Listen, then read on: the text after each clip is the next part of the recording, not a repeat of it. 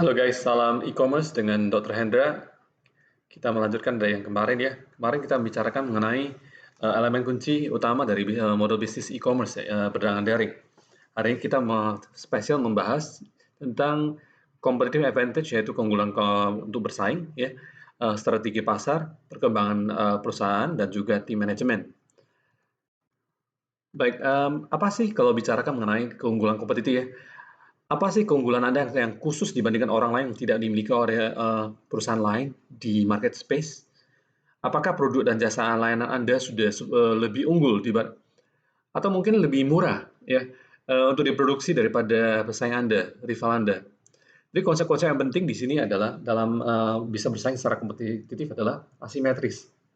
Asimetris itu adalah strategi keluar dari pasar ketika nampak salah satu pesaing dalam pasar punya sumber daya yang jauh lebih besar daripada seluruh pesaing lainnya. Contohnya Apple iTunes ya, tidak bisa terkalahkan.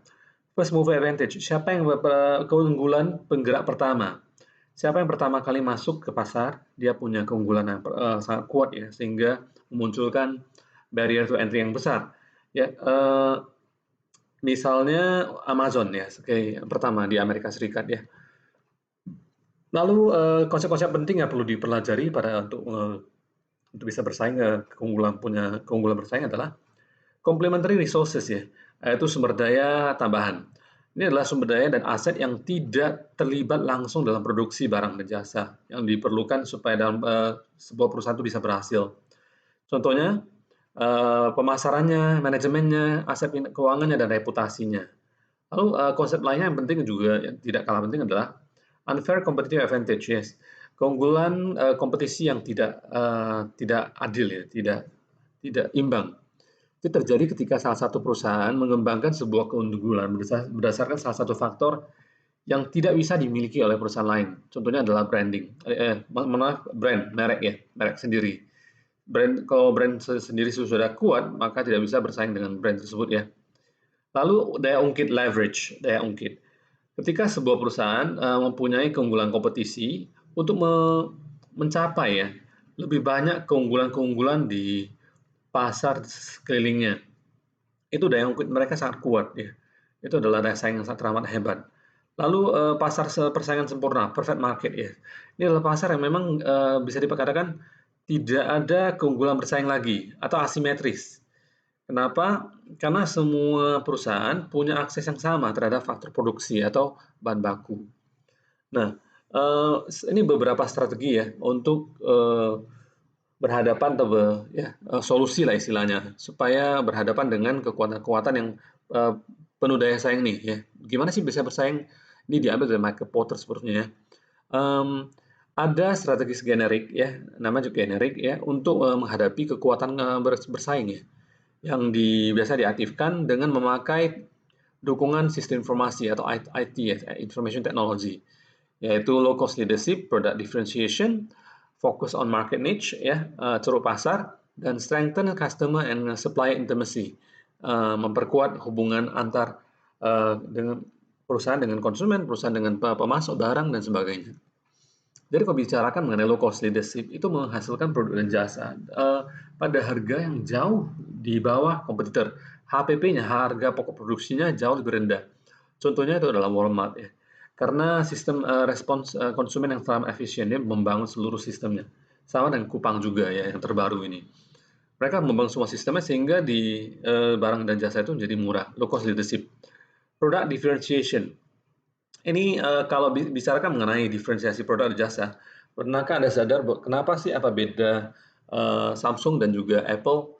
Kalau brandnya kan sama-sama Samsung dan Apple, tapi kalau bilang cara mereka melakukan branding dan sebagainya untuk setiap produk ya, bilang aja iPad ya, itu juga ada khususnya ya. Ini memampukan setiap produk dan jasa sehingga mengubah ya kemudahan dan juga pengalaman dari konsumen. Contohnya adalah Google. Google itu setiap produk punya namanya sendiri. Ya, walaupun produk besar mereka Google, tapi setiap produk punya namanya sendiri. Contohnya apa? Google Meet misalnya untuk video seperti Zoom ya. Lalu Untuk storage in the and di cloud namanya Google apa? Ya, Google Cloud misalnya ya. Atau um, Google itu banyak sekali ya produk-produknya ya. Oke. Lalu Nike misalnya, Apple sendiri. Untuk iPad namanya juga iPad ya. Kenapa nggak Apple aja? Ya, ada iPad, ada iPod, ada eh, PC special Apple ya, ada laptop ya special lagi. Jadi tokonya iPlug guys. Ini produk differentiation jelas ya. Dan juga terjadi mass customization, customisasi massal ya. Oke, lanjut ya. Fokus pada ceruk pasar. Jadi beberapa orang fokusnya pada pasar tertentu aja. Contohnya adalah Hilton Hotel. Ya, strategi mereka fokusnya pada high class doang, memakai on queue system. Lalu online on queue system. Uh, Strengthen customer and supply intimacy, memperkuat hubungan erat ya dengan para pelanggan dan juga pemasok. Itu memakai IT juga supaya mengembangkan hubungan sangat baik dan juga loyalitas dengan baik dengan ke atas maupun ke bawah ya, dengan konsumen ke bawah dan ke atas itu adalah pemasok barang. Sehingga meningkatkan switching cost dari konsumen. Orang-orang mau switching dari brand kita ke brand lain, kayaknya kok mahal kali ya. Karena ini ya intimacy-nya sudah cukup bagus ya, hubungannya dengan bagus. Contohnya adalah Amazon, Starbucks, dan Chrysler ya. Lalu yang kelima, cara membangun apa ya? Dampak internet terhadap kemampuan bersaing ya. Ini adalah perubahan besar-besaran ada atau namanya ancaman ya terhadap beberapa industri ya. Terutama industri travel agent ya. Sekarang ini juga sangat terimbas ya. Printed encyclopedia, ya buku-buku encyclopedia yang dicetak ya, harga 25 juta satu set ya. Dan media-media yang tradisional. Ini terjadinya perubahan-perubahan besar ya, kayak mega shift ya, orang bilang. Kekuatan bersaing itu masih berjalan, tapi persaingannya jauh lebih intensif daripada sebelum-sebelumnya. Jadi standar-standar yang memang umum itu bisa mengizinkan pesaing baru ya, pesaing baru muncul ya, orang-orang pemain baru untuk muncul di pasar. Dan kalau Anda memakai standar-standar yang biasa saja untuk bersaing, kesempatan-kesempatan baru untuk membangun brand baru dan juga customer database yang loyal juga berkembang ya. Lalu bicarakan mengenai semakin strategi ya dalam model e-commerce ya. Kalau bicarakan sebentar ya. Ya, elemen kunci dari bisnis model e-commerce yang keenam adalah market strategy ya. Alright.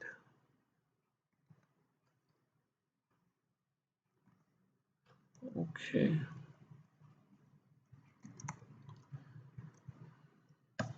Ini adalah bagaimana cara Anda mempromosikan produk dan jasa Anda supaya menarik audiens Anda yang sudah Anda targetkan. Ini menunjukkan penjelasan strategi di secara detail terperinci bagaimana sebuah perusahaan ataupun sebuah brand bermaksud untuk memasuki pasar dan cara mereka menarik perhatian mereka itu gimana.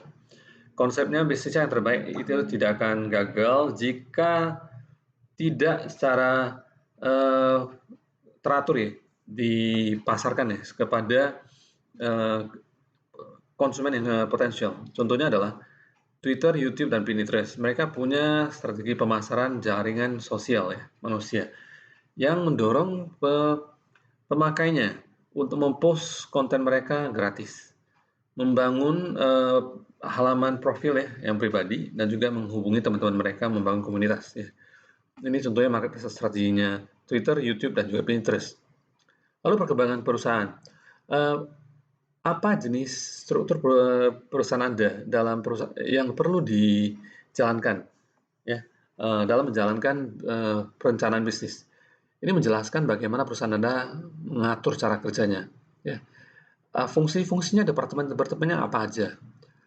Karena sering dengan pertumbuhan waktu menambah atau merekrut karyawan itu akan bergerak dari hal yang umum jadi agak spesialis. Yes. Lalu tim manajemen.